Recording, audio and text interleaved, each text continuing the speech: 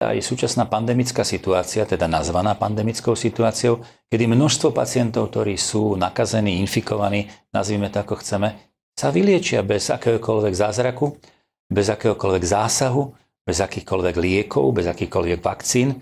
A možno by som parafrázoval myšlienku, že 100 rokov veda bojuje s výskumom rakoviny a za 7 mesiacov dokázala nájsť vakcínu na smrteľnú vírózu COVID-19. Dobre, máme čas trošku? Dobre, tak poďme na to. Pozrie sa, ja si osobne myslím, že koronavírusov, som to aj opakovane čítal, aj písal, je zhruba 39 druhov a každý z nich má niekoľko desiatok až stoviek kmeňov. To znamená, že koronavírus tu bol vždy a existoval vždy s nami. Je ukázané, že zhruba 15 až 30% všetkých infekcií horných dýchacích ciest bol práve spôsobený koronavírus. To je prvá vec. Druhá vec, čo je na tomto zarážajúce, je to, že ako keby do pozadia ustúpila chrípka. Chrípka, ktorá doteraz na Slovensku vždy ľudovo povedané kosila, a respektíve zomieralo o mnoho viacej ľudí, ako nám doteraz zomrelo na koronavírus. Ďalšia vec je taká, že mne to osobne, ja to poviem úprimne, pripadá ako umelo vyvolaná, nechcem povedať vec, ale záležitosť, ktorá je systematicky tlačená hlavne mass médiami. A to, čo mass média šíria, to, čo ja teda úprimne poviem, ja televízor nepozerám už roky, dokonca ani televízor nemám, tak ja si pozerám, vyberám si tie veci, ktoré ma zaujímajú ako z tohto hľadiska. A tým pádom som asi nie tak ovplyvnený tými dávkami všetkého okolo toho, čo sa v súčasnosti popisuje, ako je väčšina populácie. Ale keď si prečítam tú hrôzu, doslova hrôzu, ktorá sa valí iba z webu, z mass médií, a ktoré si chcem pozrieť, tak si Maroševa, tak kde to vlastne žijem? Čo sa to vlastne stalo? Mne to osobne prípada, poviem to úprimne, ako keby sa malo čosi udiať, aby ľudstvo, respektíve svet sa dostal do stavu, kedy zo strachu, z hrôzy a paniky príjme opatrenia, ktoré tu nikdy v živote predtým neboli. Ja nie som korona podpierač ako taký, ale v zásade si myslím, že sa tomuto vírusu pripisuje doslova magické a nadprirodzené schopnosti ako také. My vieme, že respektíve môj názor je taký, že rúška sú neúčinné. To je prvá vec. Môžete namietať, že prečo používajú operatéri, no jasné, však otvárajú dutiny a nebudú tam pľuť sliny do sterilných dutín typu brušnej alebo hrudnej napríklad.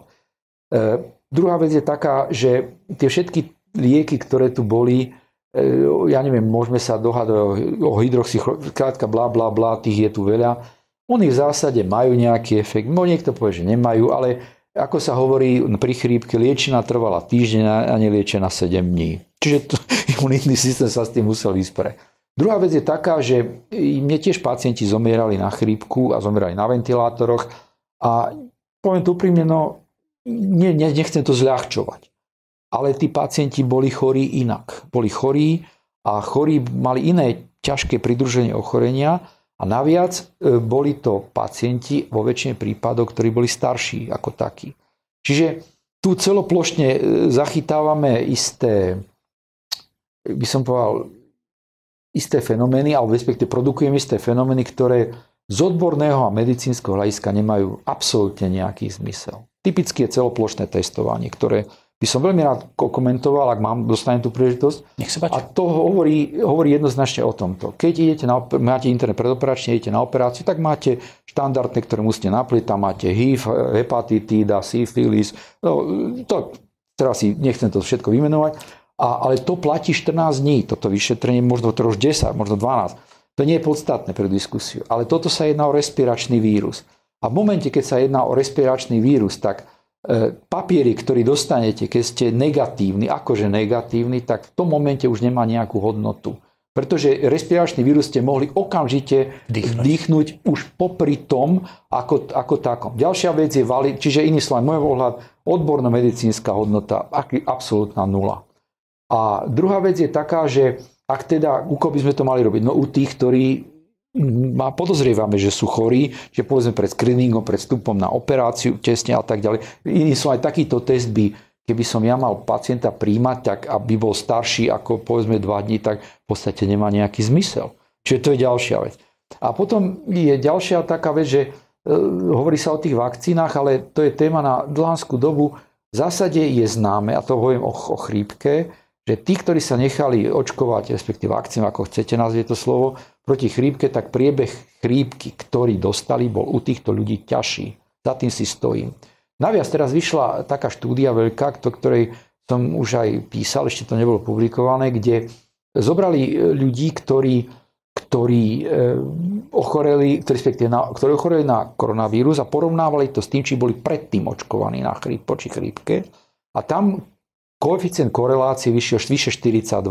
Pričom ten koeficient korelácie je hodnotný, ale má hodnotu, keď je väčší ako 3. A tuto bol 42.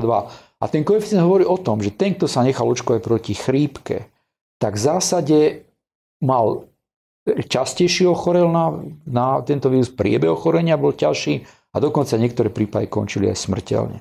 To zase iba o niečom hovorí to aj z tej patofyziológii tohoto celého procesu a hovorí o tom, ako málo vieme o tom ako celom a po prvé a po druhé, ako tieto veci, ktoré sú tlačené, nazme to neodborníkmi dopredu, v podstate nemajú nejakú hodnotu okrem toho šírenia paniky. Pán doktor, ešte jednu otázku by som chcel stihnúť, lebo sa mi veľmi v predpríprave páčila. Ako je to s tými odborníkmi? Ja som teraz postrehol taký nápad, veľmi sa mi páči, že by sa z týchto odborných pandemických komisí robili živé prenosy, aby každý vedel, kto za koho kope a s akými názormi prichádza. A vy ste prišli s myšlienkou, že v podstate vlastne ani nejde o moc veľkých odborníkov, pretože na infekčnú chorobu by sa mali predovšetkým vyjadrovať primári infekčných oddelení, ktorí sú asi najväčšími odborníkmi na Slovensku. A tí samozrejme v tomto procese zapojení nie sú. Máte absolútnu pravdu. Úplne s vami súhlasím. Ide hlavne o to, že nebudem menovať, ale existuje biochemik, ktorý bude navádzať na očkovanie. Existuje virológ, ktorý bude rozprávať o očkovaní. Existuje imunológ, ktorý bude tvrdiť, že očkovanie je bezpečnejšie ako uštipnutie komárom. Títo ľudia, jeden z nich je RNDR, druhý je PhD a tretí je, myslím, inžinier. Ale to je nepodstatné. Ani jeden z nich nemá ani semester lekárskej fakulty za sebou. To je prvá vec. Druhá, ja teda nechcem zvyšovať princípia, ale v zásade títo ľudia podľa môjho názoru nemajú čo robiť v mass médiách a treba jednoznačne zakázať, aby sa vyjadrovali k problémom, ktorých nemajú ani dunstu, čo som rozprával. Virológ neskúma vírusy, neskúma molekulárnu biológiu vírusov. Biochemik neskúma biochémiu biochemických reakcií. A imunológ, ktorý nie je klinický imunológ, tak nech sa zaoberá pôsobením cytokínov na bunky in vitro, ale nech prepáne a nerozprávajú do humánnej medicíny. A takýchto tu máme samozvaných znalcov. Milí diváci, čas sa nám naplňa.